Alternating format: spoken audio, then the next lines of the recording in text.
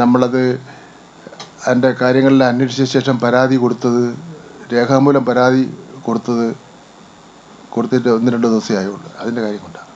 അതിലൊന്നും ഞാൻ പറഞ്ഞല്ലോ, മുഖ്യമന്ത്രിയെ കണ്ട് സംസാരിച്ച അതിലൊന്നും ഒരു ഉദാസീനതയും കാണിക്കില്ല. അതിലൊന്നും ഒരു ഉത്കണ്ഠപ്പെടേണ്ട കാര്യമേ ഇല്ല.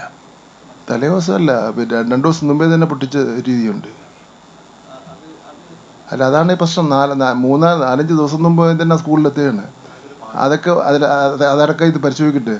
നമ്മുടെ ഇതിൽ ഒരു പ്രശ്നം എന്ന് വെച്ചാൽ, ഇത് കൈകാര്യം ചെയ്യുന്നവർ ഇത് എന്താണ് കൈകാര്യം ചെയ്യുന്നത്, ആർക്ക് വേണ്ടിയാണ് ഈ കാര്യങ്ങൾ കൈകാര്യം ചെയ്യേണ്ടത് എന്നെ സംബന്ധിച്ചിടത്തോളം അവരുടെ മനസ്സിൽ ഒരു ആത്മാർത്ഥമായ ചിന്തയില്ലെങ്കിൽ ഇതെല്ലാം പ്രശ്നത്തിലായി.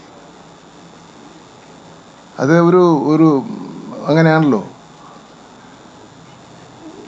നമ്മുടെ ഒരു പ്രിൻസിപ്പാളിൻ്റെ കയ്യിൽ ഒരു ചോദ്യപേപ്പർ കിട്ടിയാൽ അതത് എന്ത് സംഭവിച്ചു കഴിഞ്ഞാലും അതിൻ്റെ എല്ലാ രീതിയിലും ഉള്ള രഹസ്യസ്വഭാവം സംരക്ഷിക്കേണ്ടത് ആ പ്രിൻസിപ്പാളിൻ്റെ കടമയും ഉത്തരവാദിത്വമാണല്ലോ. ആ വിദ്യാലയത്തിൻ്റെ അധ്യാപന ഉത്തരവാദിത്വമാണല്ലോ.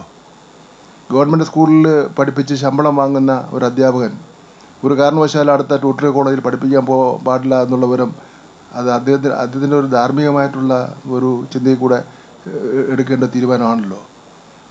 ഒരു നടപടി വരെ കാത്തിരിക്കേണ്ട കാര്യമുണ്ടോ? ഇപ്പം നമ്മൾ ആ നടപടിയിലേക്ക് പോവുകയാണ്.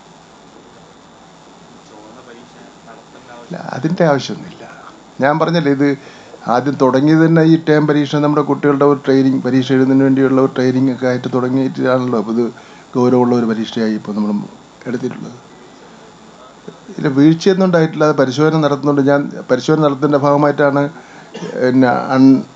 പിന്നെ രജിസ്ട്രേഷൻ ഇല്ലാത്ത സ്കൂളുകളുടെ ഒരു ലിസ്റ്റ് എടുത്തത്. 872 സ്കൂളുകളുടെ രജിസ്ട്രേഷൻ ആദ്യഘട്ടത്തിൽ എടുത്തു. അവർക്ക് നോട്ടീസ് കൊടുക്കുന്നതിന് വേണ്ടി നമ്മൾ തയ്യാറെടുത്ത് നിൽക്കുകയാണ്. ഒക്കെ നമ്മൾ ചെയ്യുന്നുണ്ട്. പിന്നെ അങ്ങവിടെ സൂചിപ്പിച്ച പോലുള്ള എന്തെങ്കിലും പരാതി ഉണ്ടെങ്കിൽ അത് നമുക്ക് ഒന്ന് രേഖപ്പെടുത്തി തന്നാൽ, രഹസ്യമാറ്റത്തിന് ആരെങ്കിലും രേഖപ്പെടുത്തി തന്നാൽ പോലും നമുക്ക് പരിശോധിക്കാം.